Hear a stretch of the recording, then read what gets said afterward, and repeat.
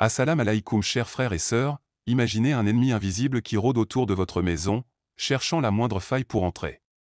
Cet ennemi ne dort jamais, ne se fatigue jamais, et son seul but est de briser votre lien avec Allah, détruire votre sérénité et semer le chaos dans votre foyer. Cet ennemi, c'est Shaitan. Ce que vous ignorez, c'est qu'il n'a pas besoin de force pour entrer chez vous, juste d'une simple négligence. Savez-vous par où il peut s'introduire dans votre maison? Shaitan, connu comme l'ennemi déclaré de l'humanité, ne se contente pas de vous influencer dans vos actes. Il cherche aussi à envahir vos espaces et à transformer votre refuge en terrain fertile pour ses pièges. Ce n'est pas un mythe ou une exagération, Shaitan trouve des portes invisibles dans nos vies et nos foyers. Mais Allah, dans sa miséricorde, nous a donné les moyens de les verrouiller dans le Coran et les enseignements du prophète Mohammed, paix et bénédiction sur lui. Avant de commencer cette vidéo, n'oubliez pas de liker cette vidéo, car cela nous donne beaucoup de force pour continuer à partager du contenu bénéfique. Je vous invite à vous abonner à notre chaîne et à activer la cloche de notification pour rester informé de nos prochaines publications sur la foi islamique. Merci et bonne vidéo. Dans cette vidéo, nous allons dévoiler 7 endroits stratégiques où Shaitan peut pénétrer dans votre maison, des lieux auxquels vous n'auriez peut-être jamais pensé. Surtout, nous partagerons des solutions simples mais puissantes pour les bloquer et protéger votre maison de son influence. Préparez-vous, car ce que vous allez découvrir pourrait bien changer votre manière de percevoir votre quotidien. Alors, restez avec moi jusqu'à la fin pour découvrir cela. Si vous avez des questions ou des commentaires en cours de route, n'hésitez pas à les laisser en bas. J'apprécie beaucoup vos retours. Allons-y. Premier endroit, les portes non protégées spirituellement. Les portes de nos maisons, qu'elles soient physiques ou symboliques, ne sont pas de simples ouvertures. Elles peuvent devenir un passage pour Shaitan et les djinns si elles ne sont pas protégées spirituellement. Ce danger invisible est réel, et de nombreux enseignements islamiques soulignent l'importance de surveiller ce point stratégique de nos foyers. Shaitan et les portes physiques. Shaitan ne franchit pas une porte sur laquelle le nom d'Allah a été mentionné. Pourtant, beaucoup d'entre nous oublient de protéger cet accès vital. Entrer ou sortir de chez soi sans réciter « Bismillah » laisse cette ouverture vulnérable. Cela équivaut à inviter inconsciemment les forces invisibles à partager votre espace. Le prophète, paix et bénédiction sur lui, a dit « Lorsque la nuit tombe, au Maghrib, retenez vos enfants, car les diables se dispersent alors. Fermez vos portes en mentionnant le nom d'Allah, car Shaitan ne peut pas ouvrir une porte fermée avec le nom d'Allah. » Sahih al-Bukhari et Muslim, l'importance des invocations pour protéger vos portes. Il est essentiel de réciter des invocations régulièrement. 2 pratiques recommandées sont 1. Réciter Ayat al-Kursi, Surat al-Baqarah, 255, chaque soir avant de dormir. Ce verset agit comme un bouclier spirituel contre les influences démoniaques. 2. Dire Bismillah avant d'entrer ou de sortir de chez soi, car cela empêche Shaitan d'entrer. Ces gestes simples, lorsqu'ils sont ancrés dans une routine, assurent une protection puissante et constante contre les forces négatives. La sunna de la fermeture des portes au Maghrib. Au moment du coucher du soleil, un phénomène spirituel se produit, les djinns et les diables se dispersent dans l'atmosphère. Le prophète, paix et bénédiction sur lui, a enseigné une mesure de protection simple mais souvent négligée, fermer toutes les portes tout en mentionnant le nom d'Allah. Cela va au-delà d'un simple conseil pratique, c'est une arme spirituelle. Si les portes restent ouvertes sans invocation, elles deviennent des passages libres pour Shaitan et les djinns, qui peuvent causer des troubles physiques, émotionnels et spirituels dans la maison. Deuxième endroit, la nourriture non protégée. Dans l'islam, la nourriture ne représente pas seulement un besoin physique, mais aussi un acte de dévotion spirituelle. Pourtant, consommer des aliments sans invoquer le nom d'Allah, Bismillah, ouvre une porte à Shaitan, qui peut alors prendre part à ce repas. Shaitan et la nourriture non protégée. Le prophète Mohammed, paix et bénédiction sur lui, a averti, quand l'un de vous mange, qu'il mentionne le nom d'Allah. S'il oublie de le mentionner au début, qu'il dise « Bismillah » au début et à la fin. Sunan Abi Daoud, 100, Bismillah, Shaitan a la permission de partager votre repas, ce qui signifie que la nourriture perd une partie de ses bénédictions. Cela peut se manifester par une insatisfaction après avoir mangé, une perte d'énergie spirituelle ou une diminution de gratitude envers Allah. Les enseignements de la sunna sur la nourriture commencés par « Bismillah », cette simple invocation protège le repas et le place sous la bénédiction d'Allah. Mangez avec la main droite, le prophète a dit « Mangez avec votre main droite, car Shaitan mange et boit avec sa main gauche. » Sahih Muslim, ne gaspillez pas la nourriture, l'islam condamne le gaspillage, et Shaitan trouve satisfaction dans la négligence et l'irrespect envers les bénédictions qu'Allah a accordées. Troisième endroit, les endroits de dispute et de colère. Les disputes et la colère sont parmi les principales stratégies de Shaitan pour semer la discorde et détruire l'harmonie dans nos foyers. Dans l'islam, la paix intérieure et familiale est primordiale, et toute source de division ouvre une porte à Shaitan. Shaitan est l'instigation de la colère. Shaitan se nourrit des sentiments de haine, de rancune et de colère. Le prophète Mohammed, paix et bénédiction sur lui, a dit « La colère vient de Shaitan, et Shaitan a été créé à partir du feu, tandis que le feu est éteint par l'eau.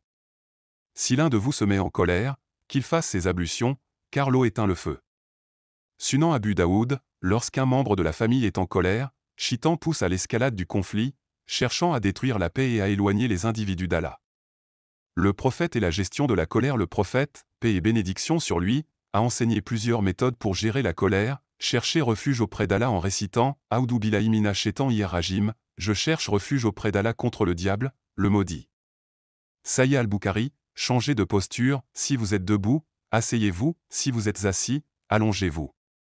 Gardez le silence, ne pas répondre sous l'emprise de la colère évite d'aggraver le conflit. Quatrième endroit, les lieux de négligence spirituelle. Shaitan s'installe là où le souvenir d'Allah est absent. Une maison où le Coran n'est pas récité, où les invocations sont négligées et où la prière n'est pas accomplie devient vulnérable à son influence. Solution pratique pour instaurer un environnement paisible. 1. Pratiquer le pardon. Le prophète, paix et bénédiction sur lui, a dit « Quiconque pardonne, Allah lui accordera la paix dans son cœur. » Sahih Muslim. 2. Instaurer des discussions calmes, lors d'un désaccord, maintenir une attitude respectueuse et réfléchir avant de répondre. 3. Chercher refuge en cas de colère, apprendre à réciter « Aoudou billahi minash shaitanir rajim » dès que la colère surgit. 4. Créer un environnement positif, encourager des activités familiales telles que les prières en groupe, les repas partagés et la lecture du Coran. Cinquième endroit, les objets haram et les images problématiques. L'islam nous enseigne que chaque aspect de notre environnement doit être en harmonie avec nos principes spirituels. Lorsque des objets illicites, haram, ou des images problématiques prennent place dans nos foyers, cela peut non seulement attirer Shaitan, mais aussi écarter les anges qui sont censés être présents pour protéger la maison. Cela peut provoquer des perturbations spirituelles et affecter la paix intérieure des membres de la famille.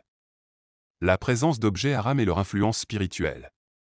Les objets haram, comme la musique illicite, les films immoraux ou les images d'êtres vivants qui sont vénérés ou utilisés de manière irrespectueuse, ont un impact profond sur l'atmosphère d'une maison.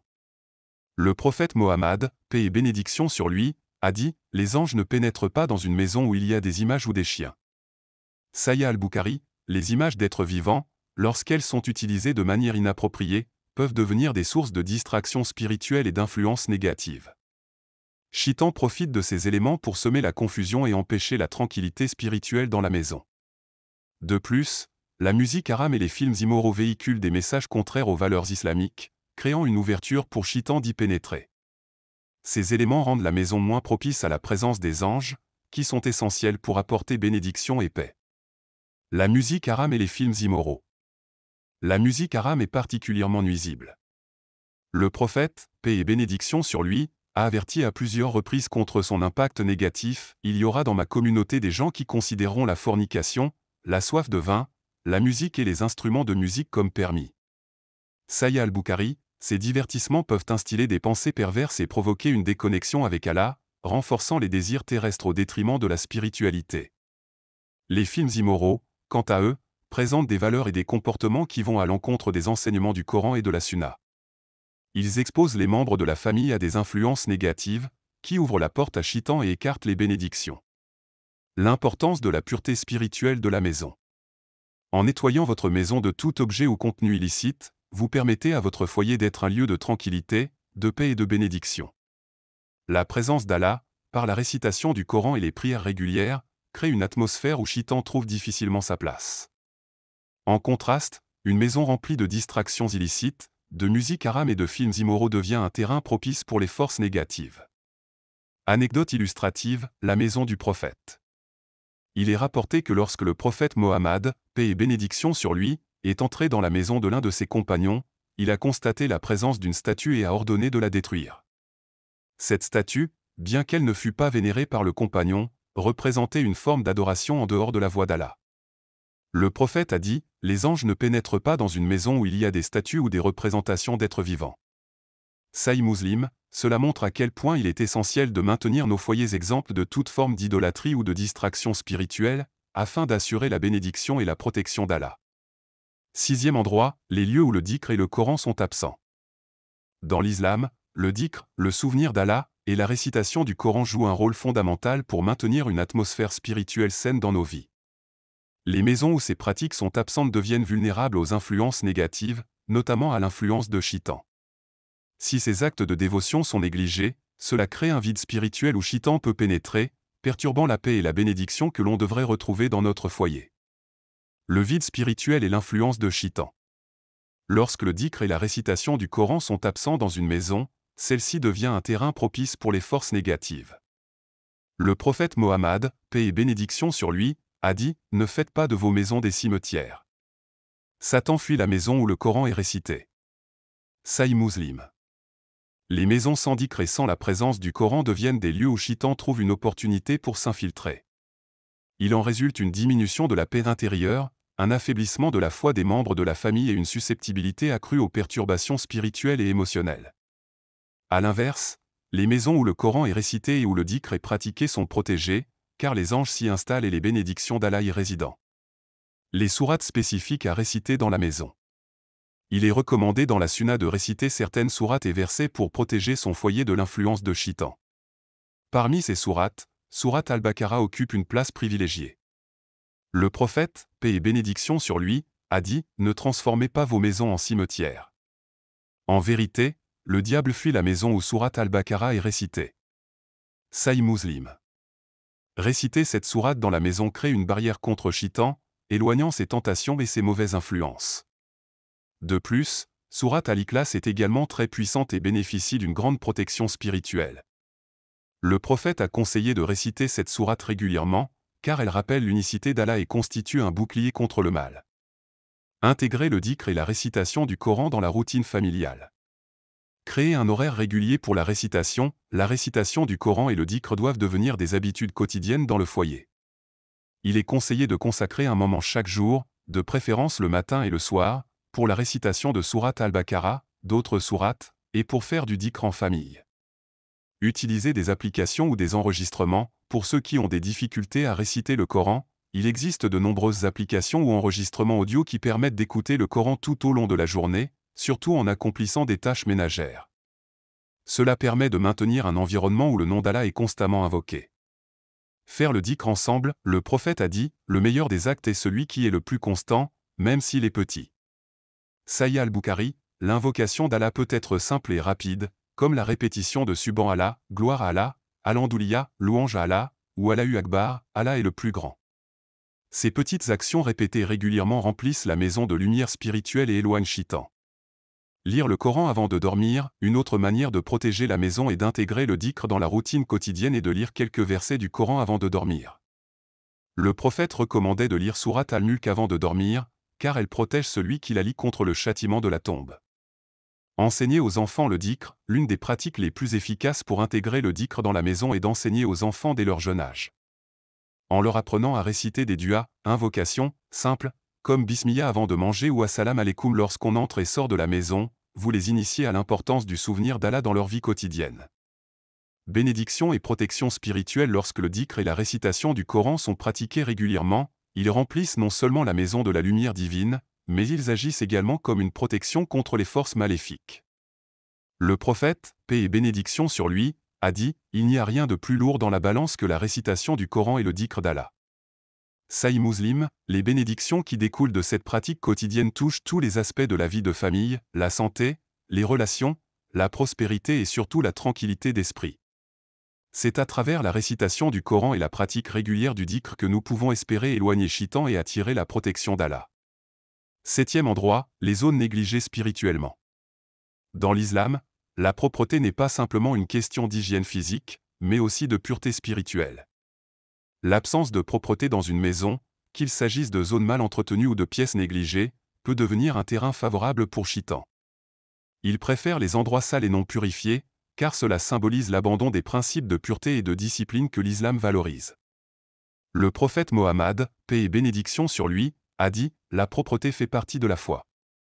Sahih Muslim, cela montre que la propreté dans une maison est essentielle non seulement pour le bien-être physique, mais aussi pour préserver notre pratique religieuse et notre environnement spirituel. En négligeant la propreté de nos maisons, nous risquons d'inviter Shaitan à y résider. L'importance de la propreté spirituelle. Shaitan trouve du confort dans les endroits où la négligence et la saleté règnent. Le prophète, paix et bénédiction sur lui, a enseigné que la propreté physique et spirituelle sont liées, et que des espaces impurs ou mal entretenus peuvent attirer les mauvais esprits. Par exemple, les pièces où les ordures s'accumulent ou les espaces non nettoyés deviennent des endroits où les djinns et Shaitans peuvent s'infiltrer, perturbant l'harmonie et la tranquillité d'esprit que nous devrions cultiver dans nos foyers. Une maison négligée spirituellement, avec des zones sales et des endroits non purifiés, est un terrain idéal pour l'influence de Shaitan, qui trouve de la joie dans l'absence de pureté, de discipline et de respect des enseignements islamiques.